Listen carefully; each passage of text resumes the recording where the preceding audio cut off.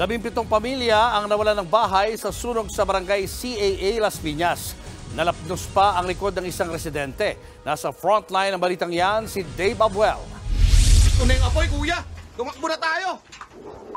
Tara na! Nataranta sa paglikas ang maraming residente ng sumiklab ang sunog sa barangay CAA sa Las Piñas kagabi. Yung bahay ko, yan yung apoy. Oh. Kinain na yung likod namin. Kinain na, kakarating na ng bomberong inita rito. Wala nang nagawa ang mga residente, kundi manood habang nilalamon ng apoy ang kanilang mga bahay. Nadamay rin sa sunog ang mga kawad ng kuryente.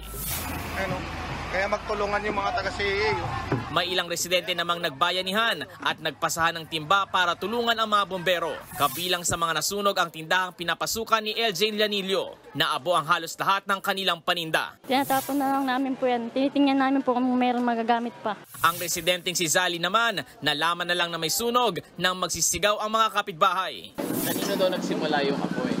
Ang sabi daw po kasi sa bahay ng kuya ko. Pero hindi pa po namin alam talaga kung doon galing. Kasi may nagsabi din po sa kapitbahay. Lapnos ang likod ng kapatid ni Zali at nagpapagaling sa ospital. Ayon sa barangay, 11 bahay ang nasunog habang 7 tindahan ang nadamay. 17 pamilya ang nasunugan. Ayon sa Bureau of Fire Protection, nasa 1.2 million pesos ang halaga ng mga natupok na ari-arian. Inaalam pa kung anong naging mitsa ng apoy. Nagbabalita mula sa Frontline, Dave Abuel, News 5. Mga kapatid, Julius Babaw po. Iba na ang may alam at may pakialam sa panahon ngayon. Para sa Frontline ng mga balita, mag-follow at mag-subscribe sa social media pages ng News 5.